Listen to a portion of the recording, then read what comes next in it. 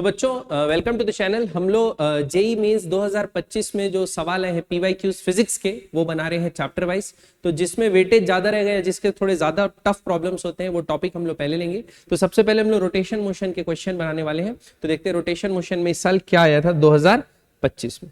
ठीक है, तो क्या बोला है, 3 equal masses m are kept on vertices of an equilateral triangle ABC। ठीक है, तो एक इक्विलैटरल ट्राइंगल है आपका ABC और 3 पॉइंट मासेस रखे हुए हैं। ठीक है, एक इक्विलैटरल ट्राइंगल बना लेते हैं ऐसा, और 3 पॉइंट मासेस हैं A, B और C।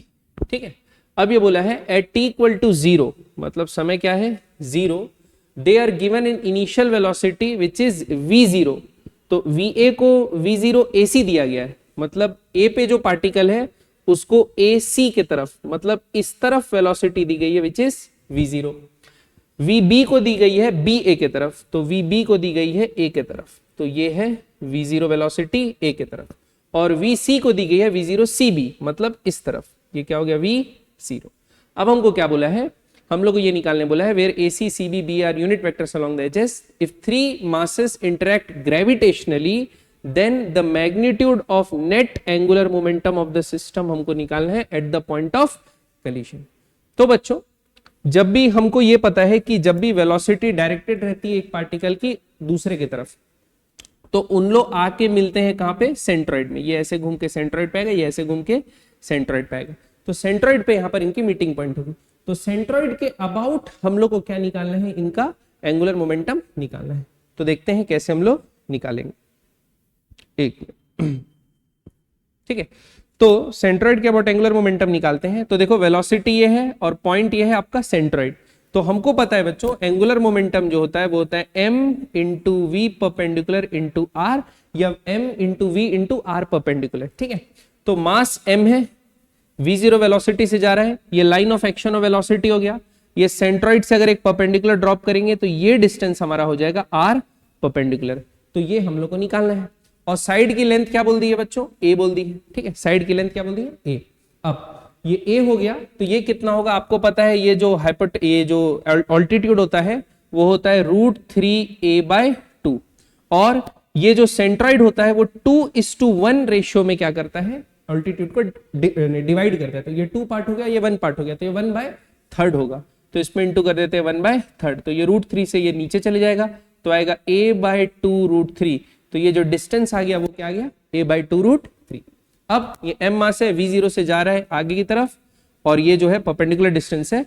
तो एंगुलर मोमेंटम c का लिख लेते हैं, m v0 इंटू a/2√3, ये आ गया आपका इसका एंगुलर मोमेंटम। अब डायरेक्शन के लिए क्या कर सकते हैं बच्चों, m into r cross v होता है, तो r क्रॉस v का डायरेक्शन देख लेते हैं। ये वेलोसिटी इस तरफ जा रही है और जो पोजीशन वेक्टर है वो इस तरफ है, तो अगर आप r क्रॉस v करेंगे तो ये एंटी क्लॉकवाइज घूम रहा है, तो क्या आएगा, out of the plane of paper. ठीक है, वैसे ही b का भी अबाउट सेंट्रॉइड अपन निकालेंगे, तो वो भी क्या आएगा, r cross b out of the plane of paper. वैसे ही a का भी सेंट्रॉइड के अबाउट निकालेंगे तो क्या आएगा, out of the plane of paper. तो तीनों का डायरेक्शन एक ही ओरिएंटेशन में आ रहा है। तो अपन क्या कर देते हैं, टोटल एंगुलर मोमेंटम क्या होगा, इसी का 3 टाइम्स, तो 3 टाइम्स m v0 a/2√3। तो ये √3 से √3 चले जाएगा, तो आएगा √3/2 m v0 a। तो इसका सही ऑप्शन होगा √3/2 am v0, करेक्ट ऑप्शन होगा। तो एंगुलर मोमेंटम बच्चों एक पॉइंट मास का किसी एक पॉइंट के अबाउट निकालना जो कि लीनियर मोशन कर रहा है, सिंपल होता है, m into are cross v आपको लगना है। नेक्स्ट, अगला सवाल क्या दिया हुआ है, हमको ये दिया है the coordinate of a particle with respect to origin in a given reference frame is 1 1 1। ये ओरिजिन के हिसाब से पार्टिकल का कोऑर्डिनेट है, मतलब ये आर वेक्टर दे दिया बच्चों। आर वेक्टर क्या है, i plus j plus k, origin के हिसाब से। इफ अ फोर्स F बराबर इतना, फोर्स का वैल्यू दे दिया बच्चों i minus j plus k acts on, then the magnitude of torque with respect to origin is z, in z direction, सिर्फ z direction वाला टॉर्क बताना। तो बच्चों आपको टॉर्क पता है क्या होता है, r cross f, where r is the position vector according to origin. तो r यहां से तो आ गया बच्चों i plus j plus k, अब इसका क्रॉस प्रोडक्ट करना है i माइनस जे प्लस के से। तो शॉर्टकट मेथड क्या है बच्चों, अपन डिटर्मिनेंट से निकाल सकते हैं। यहाँ क्या लिख दिया, आई जे के। ऑर्डर का ध्यान देना है, टॉर्क होता है बच्चों आर क्रॉस एफ, ना कि एफ क्रॉस एफ। तो आर के कोऑर्डिनेट्स पहले लिखने हैं, तो 1 1 1 और नीचे क्या आएगा 1 माइनस 1 1 माइनस 1 1। अब क्या करते हैं, इसको एक्सपेंड कर लेते हैं बच्चों। तो यहां लिखते हैं आई ब्रैकेट के अंदर कुछ आएगा माइनस जे ब्रैकेट के अंदर कुछ आएगा प्लस के ब्रैकेट के अंदर कुछ आएगा। ये होगा आपका टॉर्क। ठीक है, अब यहां पर आई वाला कोऑर्डिनेट अगर लिखना है तो इन दोनों को ढकना पड़ता है बच्चों। तो इन दोनों को ढक दो, 1 1 जा 1 आएगा, माइनस माइनस प्लस हो जाएगा, तो 1 प्लस 1 कितना आ जाएगा 2, तो ये होगा 2i। फिर j का लिखना है तो इसको और इसको ढकना पड़ेगा, तो आएगा 1 1 जा 1 माइनस 1 1 जा 1, तो ये आ जाएगा 1 1 1 माइनस 1, ये क्या होगा 0, तो j वाला कोई कोऑर्डिनेट नहीं होगा। फिर आएगा प्लस k, तो k वाले में इसको ढकना पड़ता है, 1 इंटू माइनस 1 माइनस 1 और ये माइनस 1, तो माइनस माइनस माइनस 2 हो जाएगा। तो ये आ गया बच्चों क्या 2i माइनस 2k, ये आ गया टॉर्क का वैल्यू। लेकिन हम लोग को क्या करना है, हम लोग को सिर्फ z डायरेक्शन वाला कोऑर्डिनेट बता रहे हैं। तो z डायरेक्शन मतलब k, तो k में कितना हो जाएगा बच्चों 2 यूनिट्स, 2 न्यूटन मीटर होगा मैग्नीट्यूड इन z डायरेक्शन। सिंपल क्वेश्चन है r क्रॉस f टॉर्क का। नेक्स्ट क्वेश्चन, अगला सवाल क्या बोला है, अगला सवाल ये बोला है 2 iron solid disc of negligible thickness. तो अपने पास बच्चों एक डिस्क है जिसकी थिकनेस जो है वो नेग्लिजिबल है, हैव रेडियस r1 और दूसरे का रेडियस क्या दिया है r2, end moment of inertia इसका i1 और इसका क्या दिया है i2। For r2 is equals to 2r1 the ratio of i1 and i2 would be 1/x। What is x? तो बच्चों आपको ये बोला है 2 आयरन के हैं, मतलब सेम मटेरियल के बने हुए हैं, मतलब इसकी डेंसिटी अगर रो है तो इसकी भी डेंसिटी क्या होगी रो होगी। और क्योंकि इसकी थिकनेस नेग्लिजिबल बोल दिया है तो इसका जो मास होगा, जो डेंसिटी होगा वो एरिया में डिस्ट्रीब्यूटेड होगा। अपन ऐसा ले सकते हैं, थिकनेस दोनों की सेम। अब देखो सबसे पहले मोमेंट ऑफ इनर्शिया निकलने के लिए अपने को 2 चीज चाहिए, एक तो रेडियस चाहिए और दूसरा चाहिए मास, है ना। तो हम लोग सबसे पहले क्या लिखते हैं, मास निकाल लेते हैं इसके। तो मास बराबर क्या होगा डेंसिटी इंटू वॉल्यूम, ये लिख सकते हैं। तो पहले डिस्क का मास लिखते हैं m1, डेंसिटी तो है बच्चों रो, क्योंकि डेंसिटी दोनों की सेम है, और इसका वॉल्यूम क्या हो जाएगा, मान के चलो इनकी थिकनेस t ले लिए, नेग्लिजिबल है, बाद में तो कट नहीं है जब रेशियो निकालेंगे, बाकी इस तरह से। तो डेंसिटी इंटू एरिया, एरिया क्या होगा पाई r1 स्क्वायर। सिमिलरली m2 क्या होगा rho into pi r2 square, thickness t लिख लेते हैं, cylinder pi r square t। तो ये हो गया इनके मासेस। ठीक है, अब मास आ गया m1 और m2। अब उसके बाद अपने को क्या करना है, मोमेंट ऑफ इनर्शिया लिखते हैं i1। तो डिस्क का बोला है मोमेंट ऑफ इनर्शिया और सेंटर ऑफ मास के अबाउट क्या होता है mr स्क्वायर बाय 2, तो आएगा m1 फिर r1 स्क्वायर बाय 2। ठीक है, इसका और i2 कितना आएगा m2 r2 स्क्वायर बाय 2, ये आएगा। अगर हम i1 बाय i2 करें, क्योंकि सवाल में वही पूछा है रेशियो, तो i1 बाय i2 आ जाएगा, 2 2 तो कट जाएगा, m1 r1 square by m2 r2 square. अब बच्चों यहां से अगर आप देखो m1 बाय m2 लोगे तो रोटी रोटी कट जाएगा, पाई पाई का हिसाब हो जाएगा, आएगा r1 square by r2 square. तो यहां पर लिख लेते हैं r1 स्क्वायर इंटू एक r1 square by r2 square into r2 square. तो i1 बाय i2 आएगा r1 का पावर 4 बाय r2 का पावर 4। अब हमको रेशियो ये दे दिया है कि r2 जो है वो 2r1 है, तो r2 की जगह 2r1 डाल देते हैं, तो i1 बाय i2 आ जाएगा r1 से r1 का पावर 4 कट जाएगा, आ जाएगा 1 बाय 2 का पावर 4, 2 2 जा 4 2 जा 8 2 जा 16, तो i1 बाय i2 1 बाय 16 आएगा, तो x का वैल्यू क्या होगा 16। तो ये आपका सही आंसर होगा। ठीक है, अगला सवाल, अ solid sphere and a hollow sphere of same mass, दोनों का मास क्या है सेम एंड सेम रेडियस। तो एक सॉलिड स्फीयर है बच्चों और एक क्या है हॉलो स्फीयर, इसका भी मास m है, इसका भी मास m है, और क्या बोला है रेडियस, इसका भी रेडियस r है और इसका भी रेडियस r है। अब बोला है are rolled on an inclined plane, let the time taken to reach the bottom by solid sphere and the hollow sphere be t1 and t2 respectively, then कौन बड़ा होगा कौन छोटा होगा, ये हम लोग को बताना है। तो बच्चों ये इंक्लाइन प्लेन है, ठीक, और यहां से अपन क्या किए, स्फीयर को रोल कर रहे हैं। तो बच्चों कोई भी रोलिंग ऑब्जेक्ट को अगर अपन छोड़ते हैं, मान के चलते हैं फ्रिक्शन लग रहा है, फ्रिक्शन एब्सेंट होगा तो फिर दोनों को सेम टाइम लगेगा, क्योंकि खाली जी साइन थीटा होगा एक्सेलरेशन। अभी मान के चलते हैं कि इसमें जो है इंक्लाइंड प्लेन में फ्रिक्शन लग रहा है तो रोल होते हुए नीचे आ रहा है, तो acceleration down the inclined plane अपन लिखते हैं g sine theta by 1 plus I by M R square. ये आपका क्या होता है, acceleration down the inclined plane का फॉर्मूला होता है, where I is the moment of inertia. अब देखो एक्सेलरेशन डिस्प्लेसमेंट दोनों को जो आना है वो क्या है, सेम। तो अपन लिख सकते हैं s is equals to U T plus half A T square, initial दोनों का 0 है। तो आपको पता है बच्चों s प्रोपोर्शनल है t के स्क्वायर के, है ना, at के स्क्वायर, ठीक है। तो आप जानते हैं s दोनों के लिए सेम है, तो a प्रोपोर्शनल होगा 1/t स्क्वायर के, इनवर्सली प्रोपोर्शनल, मतलब जिसका एक्सेलरेशन ज्यादा होगा उसको क्या लगेगा, टाइम कम। अब डिनोमिनेटर में देखिए ये हो गया i। अब आपको पता है बच्चों एक जो सॉलिड होता है, सॉलिड स्फीयर होता है, उसका मोमेंट ऑफ इनर्शिया होता है 2/5 mr स्क्वायर, और इसका कितना होता है 2/7, सॉरी उल्टा बोल दिया, इसका 2/3 mr स्क्वायर और इसका 2/5 mr स्क्वायर। तो मोमेंट ऑफ इनर्शिया जो होता है एक हॉलो स्फीयर का ज्यादा होता है, बड़ा वैल्यू होता है, ठीक है, और इसका क्या होता है कम, उल्टा लिख दिया, सॉरी सॉरी, ये होगा 2/3 और ये होगा 2/5, क्योंकि मास का डिस्ट्रीब्यूशन यहाँ पास में होता है बच्चों, अंदर से बाहर तक फैला होता है, और यहाँ पर मास का डिस्ट्रीब्यूशन क्या होता है, सेंटर ऑफ रोटेशन से बहुत दूर होता है। तो क्या होगा, इसका मोमेंट ऑफ इनर्शिया जो होगा वो ज्यादा होगा और इसका जो मोमेंट ऑफ इनर्शिया होगा वो कम होगा। अब जिसका मोमेंट ऑफ इनर्शिया कम होगा मतलब डिनोमिनेटर क्या होगा, छोटा। डिनोमिनेटर अगर छोटा होगा तो एक्सेलरेशन क्या होगा, ज्यादा होगा, क्योंकि डिनोमिनेटर छोटा है तो जी साइन थीटा को एक छोटी वैल्यू डिवाइड करेगी तो एक्सेलरेशन क्या होगा, ज्यादा।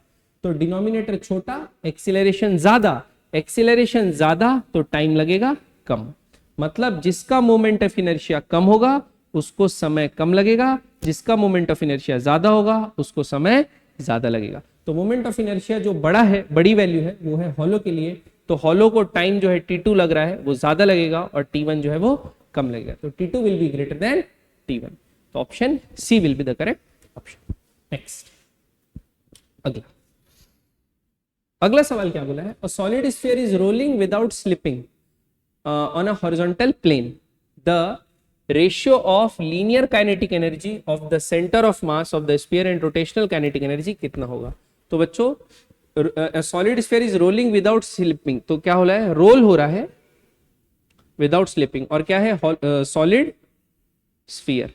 तो सॉलिड स्फीयर का बच्चों हम लोग मोमेंट ऑफ इनर्शिया जानते हैं विच इज 2/5 mr स्क्वायर, और क्लास में लेक्चर में मैं एक कॉन्सेप्ट बताया था, जैसे 2/5 है तो इसका रेशियो कर लो, एक कर लो 2/7 और एक कर लो 5/7, तो 2/7 of the total kinetic energy जो होगी 2/7 पार्ट वो मिलता है रोटेशन को, और 5/7 पार्ट जो मिलता है अगर प्योर रोल हो रहा है तो वो मिलता है ट्रांसलेशन को, ट्रांसलेशन को ज्यादा मिलता है और रोटेशन को कम मिलता है।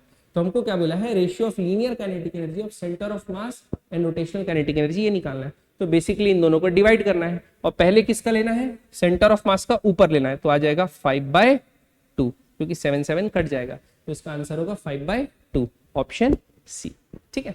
और अगर आप इसको सॉल्व करके चेक करना चाहें तो वो भी कर सकते हैं बच्चों, कि ट्रांजिशनल काइनेटिक एनर्जी होता है हाफ mv स्क्वायर और रोटेशनल काइनेटिक एनर्जी होता है हाफ i ओमेगा स्क्वायर।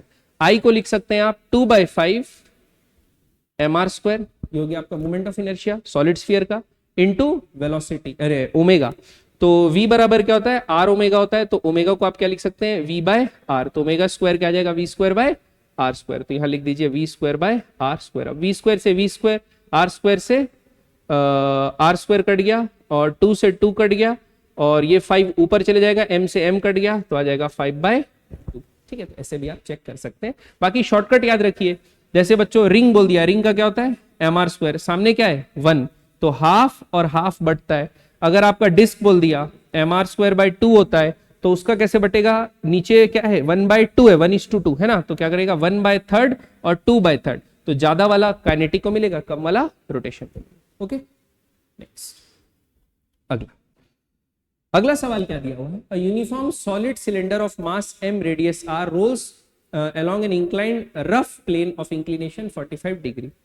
तो ये आपका एक इंक्लाइंड प्लेन है और आपका एक सिलेंडर है जिसका मास m है, रेडियस क्या बोला है r, और वो रोल हो रहा है, इंक्लाइंड प्लेन का एंगल है 45 degree. If it starts to roll from rest from top of the plane then the linear acceleration of cylinder axis will be. हमको क्या बताना है बच्चों, एक्सेलरेशन का वैल्यू बताना है। सिंपल है बच्चों, g बराबर क्या होता है, एक्सेलरेशन बराबर क्या होता है, g sine theta 1 plus I by M R square. g का वैल्यू तो g है, साइन 45 हो जाएगा 1/√2, नीचे आएगा 1 प्लस आई। सॉलिड है सिलेंडर, सॉलिड सिलेंडर का अबाउट सेंटर ऑफ मास क्या होता है, mr²/2, तो mr²/2 और mr² कट जाएगा तो आएगा 1/2, तो 1 + 1/2 कितना होगा 3/2, तो 2 ऊपर चले जाएगा और 3 नीचे आ जाएगा, तो आएगा 2/3g इंटू 1/√2, √2 से ये √2 हो गया तो आएगा √2g/3। ठीक है, तो √2g/3 ऑप्शन सी। ठीक है, नेक्स्ट क्वेश्चन। अगला क्वेश्चन हमको क्या दिया है, an object of mass m is projected from origin, an object of mass m is projected from origin on a vertical xy plane at an angle 45 degree. तो क्या है, ये एक्सिस बना लेते हैं बच्चों, y एक्सिस xy एक्सिस, और origin से प्रोजेक्ट किया है एट एन एंगल 45 डिग्री। ठीक है, हमको बोला x एक्सिस से with an initial velocity of v0, बोला है magnitude and direction of angular momentum of the object with respect to the origin when it reaches the maximum height will be. तो बच्चों ये ऐसा ट्रेजेक्टरी है इसकी, आपको पता है जब ये मैक्सिमम हाइट पे पहुंचता है तो सिर्फ कौन सी वेलोसिटी होती है, हॉरिजॉन्टल वेलोसिटी, तो हॉरिजॉन्टल वेलोसिटी होगा। और उसके बाद अपन क्या करेंगे, पोजीशन वेक्टर ओरिजिन से अपने को निकालना है, तो पोजीशन ये प्रोजेक्शन वेक्टर क्या हो जाएगा, r हो जाएगा। और आपको पता है एंगुलर मोमेंटम क्या होता है, m into are cross v, या इसको हम लोग लिख सकते हैं एम वी आर परपेंडिकुलर या एम आर वी परपेंडिकुलर। अब हाईएस्ट पॉइंट पे वेलोसिटी का डायरेक्शन तो पता ही है, तो हम लोग क्या करते हैं, जो लाइन ऑफ वेलोसिटी है उससे पॉइंट ऑफ प्रोजेक्शन पे एक परपेंडिकुलर ड्रॉप कर देते हैं बच्चों। अब परपेंडिकुलर ड्रॉप करें तो ये क्या हो गया, ये जो होगी ये होगी मैक्सिमम हाइट। तो बेसिकली हमको अगर एंगुलर मोमेंटम चाहिए तो क्या लिखना पड़ेगा, m जो कि इसका मास है, वेलोसिटी, हाईएस्ट पॉइंट पे वेलोसिटी क्या होती है बच्चों, आपको पता है v0/√2, v0 cos 45, तो v0/√2, तो लिखते हैं v0/√2 इंटू r परपेंडिकुलर क्या है, ये हो गया हाइट। अब हाइट कैसे निकालते हैं, या तो आपको फॉर्मूला डायरेक्ट याद रखना है, या तो आपको अगर आपको सपोज फॉर्मूला याद नहीं है तो आप तुरंत डिराइव भी कर सकते हैं। यहां पर वर्टिकल वेलोसिटी क्या हो जाएगी 0, तो आप ऐसा कर सकते हैं vy का square is equal to uy का स्क्वायर माइनस 2as कर सकते हैं। फाइनल वर्टिकल वेलोसिटी 0 होगी, इनिशियल क्या होगी v0/√2, इसका क्या करना है स्क्वायर। ठीक है, माइनस 2 एक्सेलरेशन कितना है g और डिस्प्लेसमेंट कितना होना है h, यही h अपने को चाहिए। ये इस तरफ जाएगा तो क्या हो जाएगा v0²/2, और ये नीचे आ जाएगा तो आ जाएगा 2g, ये बराबर आ जाएगा आपका h, तो h की जगह ये डाल देते हैं बच्चों, तो होगा v0²/4g, तो ये आपका एंगुलर मोमेंटम आ जाएगा। तो क्या होगा 4√2g नीचे आएगा और ऊपर आएगा mv0³, तो ये होगा मैग्नीट्यूड। अब डायरेक्शन देख लेते हैं बच्चों, z एक्सिस के कैसे होगा, तो ये r है और ये v है, हमको क्या करना है r क्रॉस v, तो r क्रॉस v अगर हम लोग करेंगे तो ये स्क्रू टाइट हो रहा है into the plane of paper, मतलब क्रॉस, तो बाहर की तरफ होता है प्लस z एक्सिस, अंदर की तरफ होता है माइनस z एक्सिस, तो ये होगा नेगेटिव z एक्सिस, तो ऑप्शन क्या होगा सी। अगला next question, a circular disc of radius r and mass m is rotating around the axis perpendicular to the disk, external torque is applied such that, ये आपको दे दिया बच्चों angular displacement with respect to time कितना है 5t² minus 8t। अब हमको बोला है how much power is delivered by the applied torque when t is equals to 2 second, तो एट 2 सेकेंड बोले मतलब इंस्टेंटेनियस पावर पूछा है बच्चों। तो जैसे पावर बराबर क्या होता है लीनियर वाला फोर्स इनटू वेलोसिटी, तो हमारा जो पावर टॉर्क वाला होगा वो होगा टॉर्क इनटू एंगुलर वेलोसिटी, तो 2 सेकंड पे टॉर्क निकालना है, 2 सेकंड पे एंगुलर वेलोसिटी निकालना है। ठीक है, तो सबसे पहले एंगुलर वेलोसिटी निकाल लेते हैं, तो डी थीटा दिया है तो इसको डिफरेंशिएट कर लो, तो डी थीटा वाई dt, ये आएगा आपका ओमेगा, ये क्या होगा 10t माइनस 8, लेकिन हमको कितने पे निकालना है 2 सेकेंड्स पे निकालना है, तो टाइम का वैल्यू 2 डाल दो, तो 10 2 20, 20 माइनस 8 कितना आ जाएगा 12 रेडियन पर सेकेंड, ये आपका ओमेगा का वैल्यू आ गया। अब ओमेगा का वैल्यू आ गया, अब हमको क्या चाहिए टॉर्क चाहिए 2 सेकेंड्स पे कितना होगा, तो टॉर्क बराबर क्या होता है बच्चों, हमको पता है टॉर्क बराबर होता है आई इंटू अल्फा, तो आई हो गया मोमेंट ऑफ इनर्शिया, अल्फा हो गया एंगुलर एक्सेलरेशन, तो D omega by D T, एक बार इसको और डिफरेंशिएट करते हैं तो ये आ जाएगा 10 2 सेकेंड्स पे, मतलब ये तो कांस्टेंट ही है, तो इसका वैल्यू रहेगा 10 रेडियन पर सेकेंड स्क्वायर। अब इसकी वैल्यू को यहां डाल देते हैं, तो टॉर्क आ जाएगा आई इंटू अल्फा, बोला क्या है डिस्क ऑफ रेडियस आर और मास एम, तो डिस्क है रेडियस आर और मास एम का, तो मोमेंट ऑफ इनर्शिया होगा m are square by 2 into alpha which is 10, तो ये कितना कट के हो जाएगा 5, तो 5 एम आर स्क्वायर, तो 5 एम आर स्क्वायर को 12 से अपन क्या करेंगे मल्टीप्लाई कर देंगे, तो पावर आ जाएगा टॉर्क इंटू ओमेगा, तो टॉर्क कितना आएगा 5 एम आर स्क्वायर इंटू 12, 12 5 होता है 60 एम आर स्क्वायर, तो इसका सही ऑप्शन क्या होगा ऑप्शन, ठीक है। अगला सवाल, नेक्स्ट सवाल बनाते हैं।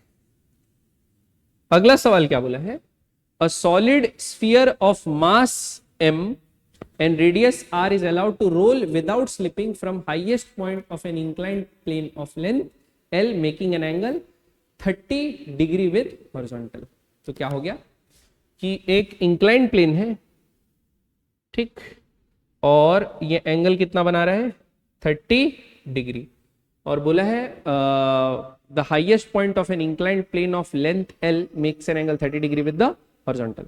Speed of the particle at the bottom is v1. If the angle of inclination is increased to 45 degree while keeping L constant, then the new speed of the bottom of the plane is v2. v1 square by v2 square का value निकालना, ठीक है simple. तो देखो सबसे पहले क्या बोला है, एक सॉलिड स्फीयर है एम आर रेडियस का, ठीक है, ये बना लिए।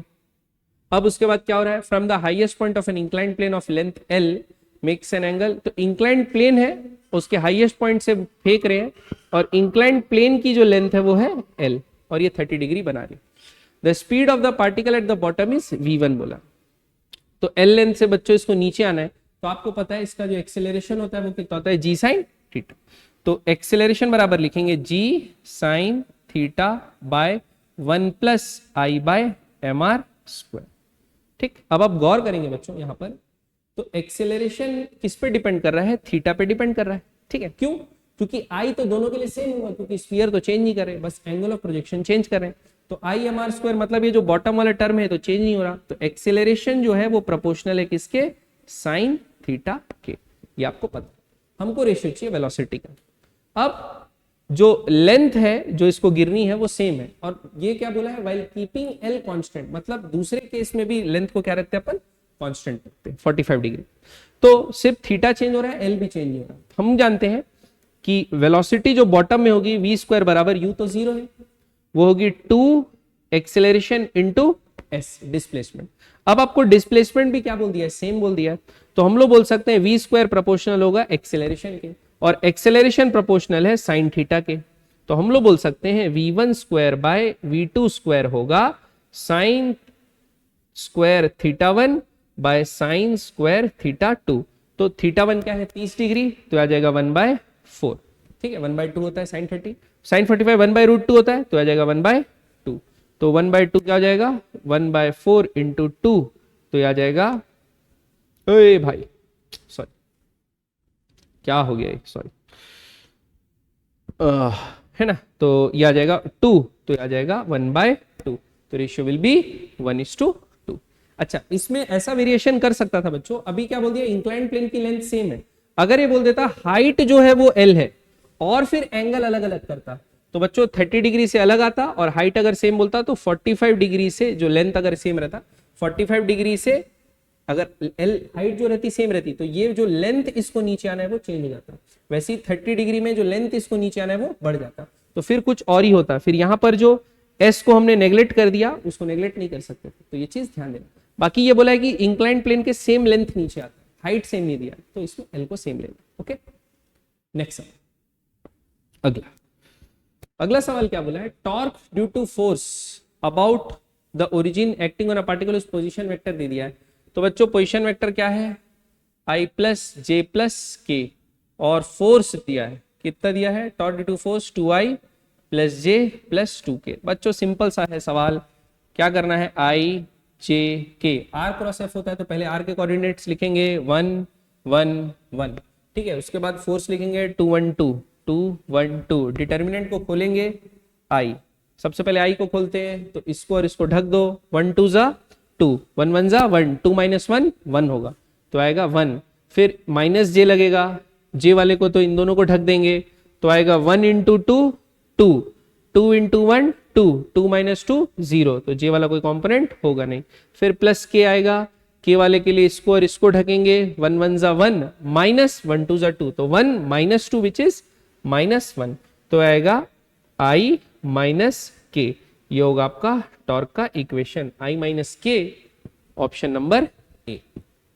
नेक्स्ट अगला सवाल, a uniform circular disk of radius r and mass m is rotating about an axis perpendicular to its plane passing through its center। तो मतलब अगर ये डिस्क है तो perpendicular to the plane and passing through the center एक m मास का और r radius का डिस्क रोटेट कर रहा है, ठीक है। फिर क्या बोला है, a circular part r by 2 is removed from the original disk as shown in figure, find the moment of inertia of the remaining part as given above। तो बेसिकली क्या है कि एक डिस्क है ऐसा, और इससे क्या करे, एक छोटा डिस्क r बाई 2 यहां से हटा दी, ठीक, ये इसको हटा दी, और अपना जो एक्सिस था वो बना लेते हैं ऐसा और ऐसा, ठीक है। ये तो आपका जो सेंटर है वो है ये, ठीक है, इसके अबाउट हमको मोमेंट ऑफ इनर्शिया निकालना है। ये जो रेडियस था, बोल दिया ना, uniform disc radius mass rotating about its perpendicular, तो ऐसे ही परपेंडिकुलर प्लेन से रोटेट करा था और इसका मास था रेडियस r। तो बच्चों ये कैविटी बन गई, ये इतना पार्ट डिस्क का भी बचा हुआ है और ये कैविटी कट गई। कैविटी कटती है तो अपन को पता है बच्चों मोमेंट ऑफ इनर्शिया कैसे निकालते हैं, मोमेंट ऑफ इनर्शिया पूरे डिस्क का था जो माइनस क्या करना है, I of cavity about same axis of rotation. तो पूरे डिस्क का क्या था हमको पता है बच्चों, एम आर स्क्वायर बाय 2, ये पूरे डिस्क का था, माइनस कर देते, क्या कर देते हैं, माइनस कैविटी का।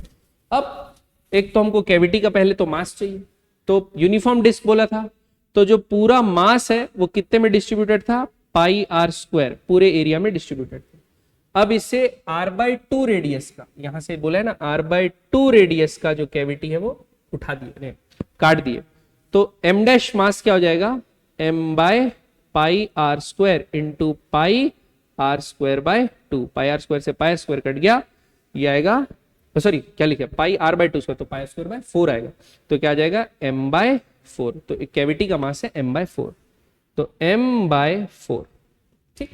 अब हमको तो इस एक्सिस के अबाउट निकालना है, तो इसके खुद के सेंटर ऑफ मास के अबाउट क्या होगा, m by 4 r square by 2, तो आएगा r square by 4 into 1 by 2, ये इसके खुद के सेंटर ऑफ मास के हिसाब से, प्लस हमको तो इस एक्सिस के अबाउट चाहिए, तो पैरेलल डिस्टेंस कितना है दोनों के बीच, r बाय 2, तो पैरेलल एक्सिस थ्योरम लिखेगा plus m by 4 into r by 2 का स्क्वायर, तो हो जाएगा r स्क्वायर बाय 4, ये आ गया आपका वैल्यू। अब बच्चों इसको सिंपली सॉल्व करना है, तो एम आर स्क्वायर कॉमन ले लेते हैं, क्या बचेगा 1 बाई 2 माइनस 4 2 जा 8, 4 4 जा 16 2 जा 32 प्लस 1 बाय 16, ये बचा, और एम आर स्क्वायर क्या आ गया पूरा कॉमन, तो यहां से एम आर स्क्वायर को कॉमन ले लिए। अब नीचे एलसीएम ले लेते हैं, तो एलसीएम आ जाएगा 32 का, 2 कितना जा 16 जा 32, तो यहाँ आ जाएगा 16 माइनस 32 है तो यहाँ आएगा 1, 16 दूनी तो यहाँ आ जाएगा -2, तो क्या होगा 16 में 3 गया 13 बचेगा, तो आएगा 13 एम आर स्क्वायर बाय 32, ये होगा इसका moment of inertia 13 m are square by 32। Okay, तो ऐसे हमने सवाल को बनाया। नेक्स्ट क्वेश्चन क्या है देखते हैं, the position vector of 2 1 kg particles given as, तो पोजीशन वेक्टर दिया हुआ है आर ए, तो ये अल्फा बीटा के टर्म्स में दिया, अपन सीधा वैल्यू डाल के लिख लेते हैं, तो r1 क्या दिया, अल्फा 1 दिया 1, तो आ जाएगा t square i plus alpha 2 का वैल्यू दिया 3n, तो 3n है ना, तो क्या लिखते हैं 3n t जे प्लस अल्फा 3 का वैल्यू दिया है 2, तो आएगा 2t k। वैसे ही आपको आरबी का वैल्यू दिया है, जो बी वेक्टर है, position vector of B, beta one का वैल्यू 2 दिया है, तो क्या आएगा 2ti प्लस बीटा 2 का वैल्यू दिया है -1, तो आएगा -1 है ना, तो यह लिखते हैं -t² j। ठीक, और ये आएगा बीटा 3 का वैल्यू बोल दिया तो 4pt k, ये आ गया 4pt k, ये आ गया आपका आर ए और आरबी का वैल्यू। 4pt चाहेगा ना, हाँ 4pt k। ठीक है, अब आपको बोला है कि t is time, np constant है और 1 सेकंड पे दोनों का मैग्नीट्यूड बराबर है और va and vb are orthogonal, मतलब परपेंडिकुलर टू ईच अदर। तो सबसे पहले तो वेलोसिटी निकाल लेते हैं और दोनों के मैग्नीट्यूड को इक्वल करते हैं। तो वेलोसिटी ऑफ a कितना आ जाएगा, इसको डिफरेंशिएट कर लो तो आ जाएगा 2ti plus 3nj plus 2k। वैसे ही वेलोसिटी ऑफ b क्या आ जाएगा, 2i minus 2tj plus 4pk, ये आ जाएगा। और एट 1 सेकंड बोला है तो टाइम को भी 1 सेकंड डाल देते हैं, तो 1 सेकंड पे वेलोसिटी कितनी आ जाएगी, 2i plus 3nj plus 2k, और वेलोसिटी b कितनी आ जाएगी 1 सेकंड पे, 2i minus 2j plus 4pk। अब दोनों के मैग्नीट्यूड को इक्वल करना है बच्चों, तो i j k के कंपोनेंट्स को स्क्वायर करके ऐड करके इक्वेट कर देते हैं। अंडर रूट हटा देते हैं क्योंकि अंडर रूट दोनों तरफ होगा, स्क्वायरिंग बोथ साइड्स। तो वेलोसिटी ऑफ a बराबर क्या दिया, वेलोसिटी ऑफ b, मैग्नीट्यूड दोनों का इक्वल है 1 सेकंड पे। तो अपन क्या करते हैं, इसको थोड़ा सा सॉल्व करते हैं। तो वेलोसिटी ऑफ a कितना हो जाएगा, यहां से 4, 2 का स्क्वायर 4 प्लस 3 का स्क्वायर, ये हो जाएगा 9n स्क्वायर प्लस 4 बराबर ये हो जाएगा 4 प्लस 4 प्लस 16p स्क्वायर, ये आ गया एक रिलेशनशिप।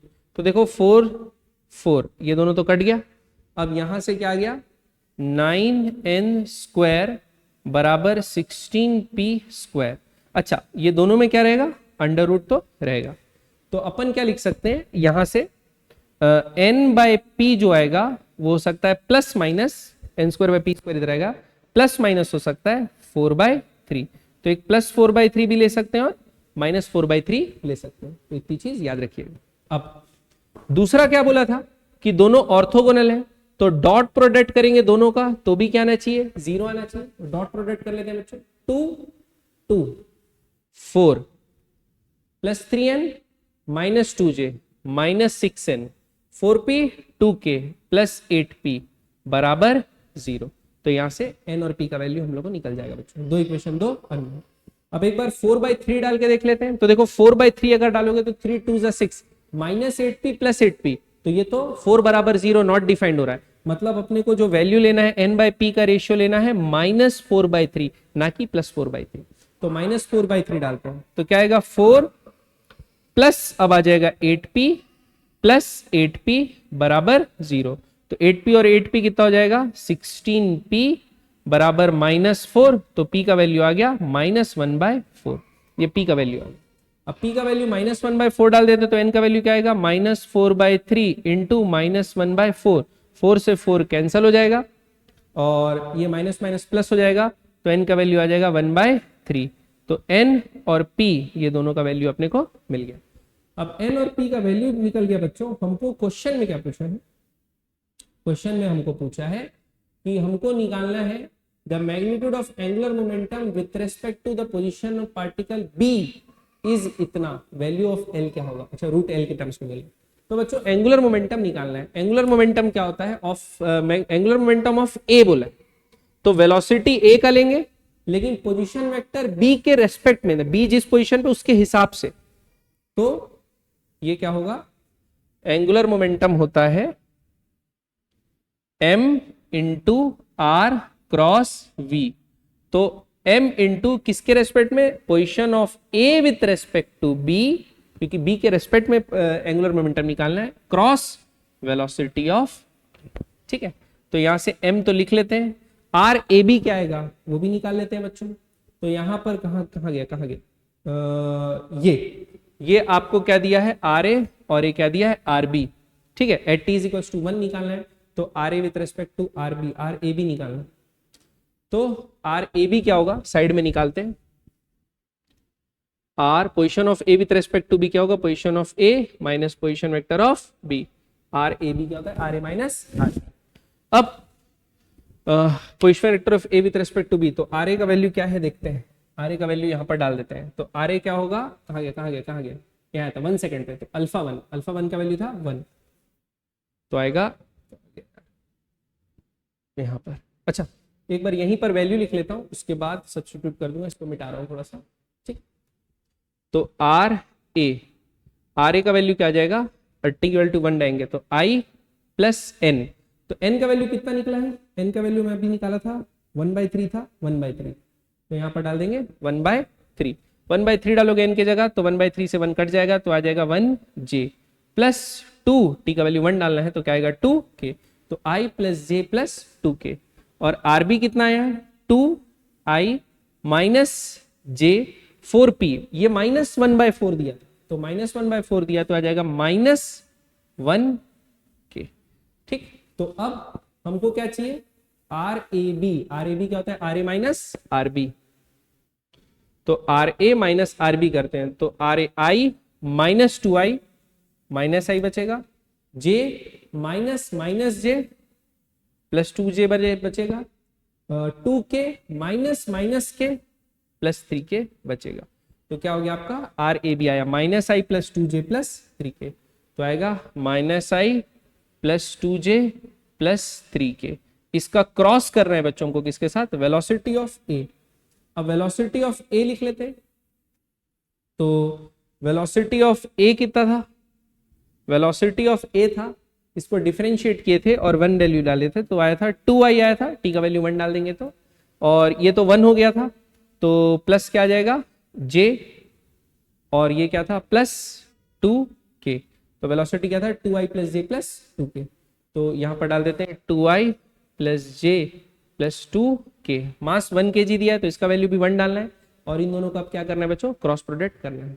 तो क्रॉस प्रोडक्ट करेंगे तो यहाँ पर करते हैं साइड में i j k करते हैं तो क्या आएगा -1 2 3 और आएगा 2 1 2। अब यहाँ पर लिखते हैं i। तो i आया तो i क्या आएगा, इसको ढक देंगे 2 2 4, 4 माइनस 3 कितना होता है 1, माइनस j करेंगे तो आएगा -1 इंटू 2, ये होगा -2 और 3 2 6, तो -2 -6 ये होगा -8, -2 -6 क्या होगा -8, तो माइनस माइनस प्लस हो जाएगा तो आ जाएगा 8j। फिर आएगा प्लस k, तो k करेंगे तो इसको ढकेंगे तो -1 इंटू 1 कितना होता है -1 और 2 2 कितना होता है 4, तो -1 इंटू -4 -1 -4 -5 तो आ जाएगा -5। तो आएगा i plus 8j minus 5k, ये आ गया l का वैल्यू। अब हमको क्या पूछा है देख लेते हैं। हमको पूछा है the magnitude of angular momentum √L आ रहा है, तो मैग्नीट्यूड ऑफ एंगुलर मोमेंटम क्या निकालेंगे 1 का स्क्वायर प्लस 8 का स्क्वायर प्लस 5 का स्क्वायर का अंडर रूट, तो आएगा 65 प्लस 25 का अंडर रूट, तो आ जाएगा √90। तो एल का वैल्यू क्या होना चाहिए 90। तो इसका सही आंसर क्या होगा बच्चों 90।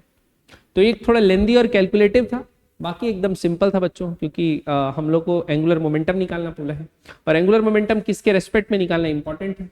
तो सपोज ये अगर अपन डायग्राम बनाए, ये पोजीशन वेक्टर ए का है, ये पोजीशन वेक्टर बी का है, ठीक है, ये वेलोसिटी है ए की, ये वेलोसिटी है सपोज बी की, तो हमको बोला था angular momentum of A with respect to B, तो हमको इस पोजीशन वेक्टर से क्रॉस प्रोडक्ट करना है, आर ए बी निकालना जरूरी है।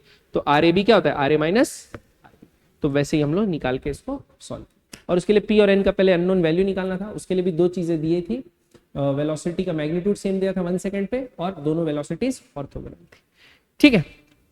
तो ये था रोटेशन का सवाल। एक सवाल शायद बच गया है जिसमें कुछ दिया नहीं था, इसलिए मैं छोड़ दिया, चलिए इसको बनाते हैं। अब यहाँ n का वैल्यू अपने को निकालना है, ठीक है। चलिए, तो इस सवाल में क्या है बच्चों, the moment of inertia of a solid disc rotating about its diameter. तो एक सॉलिड डिस्क ले लेते हैं, ठीक, सॉलिड डिस्क है और रोटेटिंग अबाउट इट्स डायमीटर बोला सर, ठीक है, ठीक ठीक। तो डिस्क ऐसा है और अपने डायमीटर के हिसाब से आपको पता है इसके अबाउट क्या होता है, एम आर स्क्वायर बाय 2 होता है, तो इसके अबाउट क्या होता है, एम आर स्क्वायर बाय 4। तो मोमेंट ऑफ इनर्शिया इस डिस्क का क्या होना चाहिए, एम आर स्क्वायर बाय 4, ठीक है, is 2.5 times the moment of inertia of a ring in a similar way, ठीक। तो क्या बोला है, इसका जो मोमेंट ऑफ इनर्शिया है it is 2.5 times, suppose disc का मास m है और रेडियस r है, तो इसका जो रिंग का इस एक्सिस क्या बट होगा, रिंग का सेंटर क्या बट होता है, एम आर स्क्वायर, ठीक है। रिंग का सपोज मास m डैश है, ये r डैश है, तो m dash r dash square by 2 होगा अबाउट डायमीटर। अब इसमें और इसमें रिलेशनशिप 2.5 टाइम्स दे दिया है, तो अपन क्या लिख सकते हैं, I of disc is 2.5 times I of ring, ठीक है, ये दे दिया है। The moment of inertia of the ring in a similar way, the moment of inertia of a solid sphere which has the same radius as that of the disk and rotating in similar way is n times higher than the moment of inertia of the given ring। अब आपको बोला है आपके पास एक तीसरा चीज है, ठीक, आपके पास एक तीसरा चीज है और ये जो तीसरा चीज है इसका जो मोमेंट ऑफ इनर्शिया है वो सिमिलर डायमीटर के अबाउट क्या है, the moment of inertia of a solid sphere. Solid sphere का क्या होता है 2/5 mr स्क्वायर और मास और रेडियस दोनों सेम दे दिया है ना, the moment of inertia of the sphere which has same radius as that of the disc and rotating in a similar way n times higher than the moment of inertia of the given ring. तो हमको ये क्या बताना है, n का value बताना है। Consider all bodies have equal masses, तो मास सब में सेम दी। अब डिस्क का होगा mr स्क्वायर बाय 4, तो आपका जो सॉलिड स्फीयर का क्या हो जाएगा, m r square 2/5 M are square, mass और रेडियस सेम बोला है। और रिंग का क्या हो जाएगा, रिंग का रेडियस नहीं पता बच्चों, तो रिंग का अपन क्या ले लेते हैं, मास तो सेम है बोला है, m are dash square by 2, उसका रेडियस अलग है। अब रिलेशनशिप लिखते हैं, तो पहला हमको ये रिलेशनशिप बोला है तो इसका मोमेंट ऑफ इनर्शिया इसका 2.5 टाइम्स ज्यादा है, तो अपन क्या लिखते हैं, I of disc is equal to 2.5 times I of ring. तो क्या लिखेंगे, M are square by 4 is equal to 2.5 times, 2.5 मतलब 5/2 into M are dash square by 2। अब क्या होगा, 2 से ये कट गया बच्चों, m से m कट गया, यहां से r डैश का जो वैल्यू है वो क्या आ गया, r/√5, ये एक रिलेशनशिप मिल गया रेडियस। अब बोला है the moment of inertia of a solid sphere has the same radius of the disk and rotating similar is n times, मतलब I of sphere is n times I of ring। तो n का value क्या आ जाएगा, I of sphere which is 2/5 mr square divided by I of ring, ring का क्या होगा, m r dash का square by 2, और r डैश का रिलेशनशिप अभी हम लोग निकाल चुके हैं, तो ये आंसर अपना आ जाएगा, ये हो जाएगा 2/5 m r square divided by m/2, r dash का वैल्यू क्या निकले, r/5, तो हो जाएगा r स्क्वायर बाय 5। अब mr स्क्वायर से mr स्क्वायर कैंसिल हो गया, इसके नीचे 5 है, इसके नीचे 5 है, 5 से 5 कैंसिल हो गया, ये 2 ऊपर चले जाएगा तो कितना आ जाएगा 4, तो यहाँ पर n का वैल्यू क्या आ जाएगा 4 टाइम्स, तो ये इसका करेक्ट आंसर होगा। तो बच्चों ये थे रोटेशन मोशन के जो जेई मेंस के क्वेश्चन आए हुए थे। हम लोग नेक्स्ट जो है रे ऑप्टिक्स उठाएंगे, क्योंकि उससे भी बहुत सारे क्वेश्चन आए थे, रे ऑप्टिक्स और वेव ऑप्टिक्स दोनों मिलके बनाएंगे। तो अगला जो वीडियो होगा मैं उसका बनाऊंगा, और अगर जैसे कई ऐसे टॉपिक है जिसमें सवाल कम है, जैसे motion in 1D, motion in 2D में 4-4, 5-5 ही सवाल आए, तो सबके एक साथ कंबाइन करके बना लूंगा। तो इस वीक या नेक्स्ट वीक यानी 2 हफ्ते के अंदर मैं पूरे जो मेंस PYQs हैं आपके 2025 में जो पूछेंगे फिजिक्स के, वो कंप्लीट कर दूंगा। तो आप इस वीडियो को देखिए और इसके सवाल पहले खुद बनाने की कोशिश कीजिएगा बच्चों, उसके बाद ही सोल्यूशन को अटेम्प्ट कीजिएगा। Okay, all the best for your preparation.